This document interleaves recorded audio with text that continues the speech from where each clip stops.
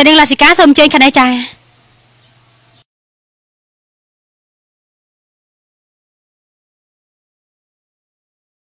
សូមជើញបានជម្រាបសួរលោកគ្រូប៉ែន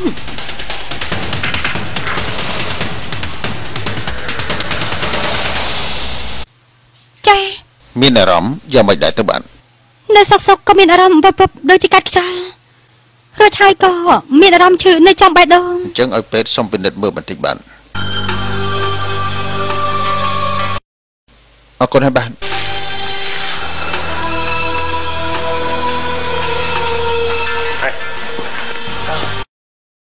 សួស្តីបាទស្មានម្ដងថាជួបលោកវ៉ាន់ហើយនឹងអ្នកនាងកយនៅទីនេះទេនេះ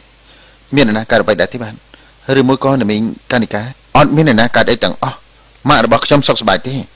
ទោះបីជាបាត់បង់កូនស្រីម្នាក់តែក៏អាចរស់នៅបានដែរ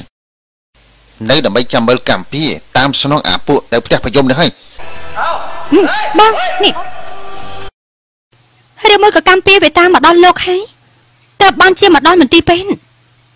កើតអីដែរអត់ទេចាបើមកតាមចុះប្រកាន់បែបនេះ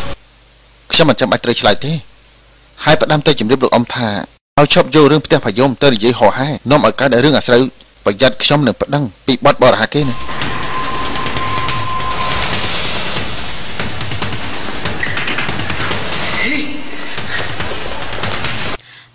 បបាននេះអញ្ចឹងតិចសិនតានេះទៅរកឡាស៊ីកាទៅគេចាំយកហើយតា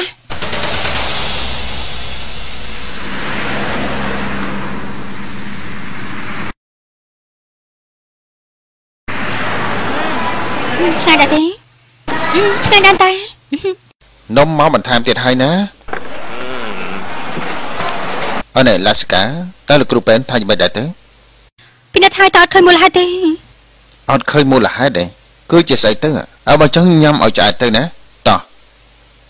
ញ៉ាំអីទៀតទៅប្រាប់មកណានៅទីនេះគឺមានច្រើនណាស់ណាបងចង់ញ៉ាំអីដែរទៅ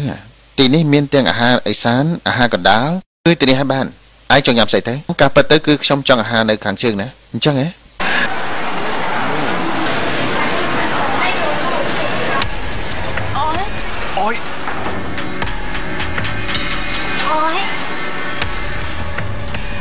有人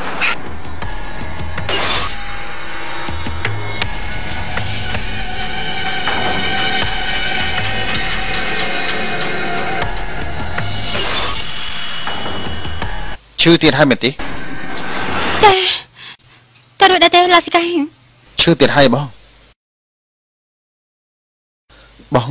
មិនអីទេតោះជាមួយគ្នាទៅរួចដែរទេ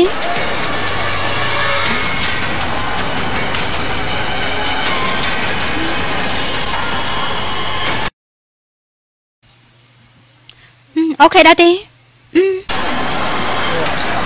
ចម្លែកមែនវាហ៊ានមកច្បាស់ឲ្យយើងបែបនឹងផងមែនហើយនេះម៉ាក់វានឹងថាប្តឹងអ្នកម៉ាក់ដែរបើសិនជាអ្នកម៉ាក់យករឿងរ៉ាវផ្សេងនេះទៅនិយាយឲ្យអ្នកផ្ទះប្រយមខូចខាតនោះបានតាដល់ថ្នាក់ស្លាប់រស់ហើយតាបិទបាច់មកមានមនោសញ្ចេតនាជាមួយគ្នាទៀតទេពេលដែលស្លាប់មិនបាច់មកដុតខ្មោចគ្នាទៀតចិត្តតិចសិនទៅណាកានិកាអ្នកបាក់នៅតែក្នុងផ្ទះតើដឹងអ្វីដែរទៅខ្ញុំមិនដឹងនោះទេណាថាមានអ្វីកើតឡើងខ្ញុំគ្រាន់តែដឹងថាផ្ទះឈុតទៅរត់របស់យើងជាមួយនឹងផ្ទះផាយ៉មគ្មានថ្ងៃបែកចេញពីគ្នាបានឡើយ